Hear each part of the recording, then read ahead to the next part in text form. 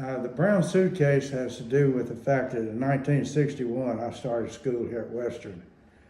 I lived and for the whole 3 years I was privileged to be here across from the dental dorm where Mr. and Ms. Diddle and all the boys that played basketball, which was an extremely good team at that time,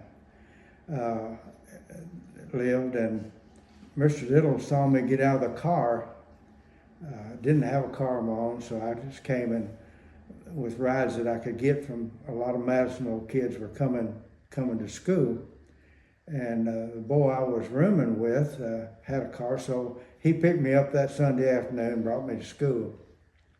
I had a brown suitcase and a typewriter case to my name.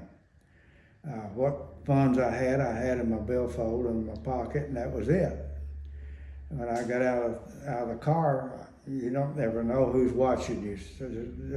So Mr. Diddle happened to be sitting across the street, saw me get out with that brown suitcase and that typewriter case, and I walked in. I was probably one of the smaller guys in my class, so it probably caught his eye. I don't know. I never did know.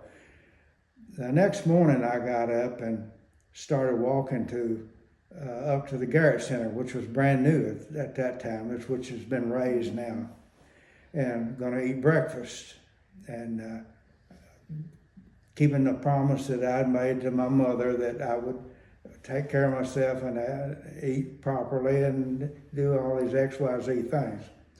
So I did, and I went up and before I went to registration and all those things. And as I was going up, the boys had already gone, ball players had already gone ahead of Mr. Diddle, and he was already having some gout problems at that time, was limping pretty good.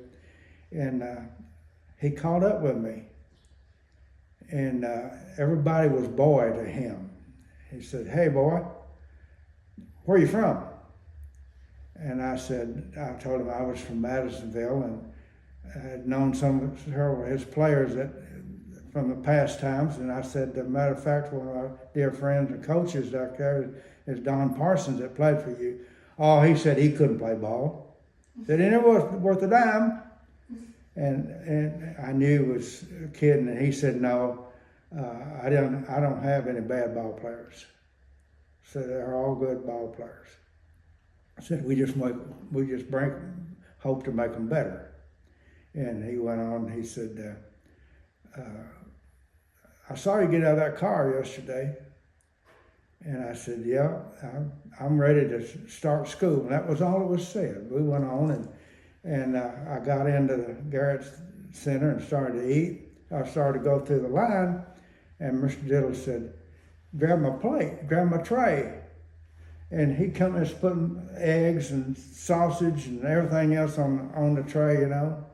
He said, "Put some meat on them bones, boy." And I said, "Mr. Diddle, I'm not big on eating breakfast." I said, I'm doing this to get a start. I got to go register and what have you. We're in no hurry. I said, "Sit down here and eat breakfast with us." So he introduced me to Darryl Carrier, Harold Darryl Carrier, all those boys. And so I was known to them from then on. And then Bobby Rasco, all those guys. And the first person I met when I came back to Bowling Green back a few years ago when Carolina moved up here on church on Sunday morning was Bobby Rasco. And since then he's gone, but Nancy's still here, and we see her every Sunday, so we're crazy about her. But the suitcase deal was the next day I was going over, and here comes Mr. Diddle across the sidewalk, coming over to the main sidewalk, going up with a brown manila envelope. And he said, "Won't you have this, boy?" And I took it, and I wasn't thinking about just opening it in front of him, you know. He said, "Go ahead and open it. See what you think about it." and it was a big red W.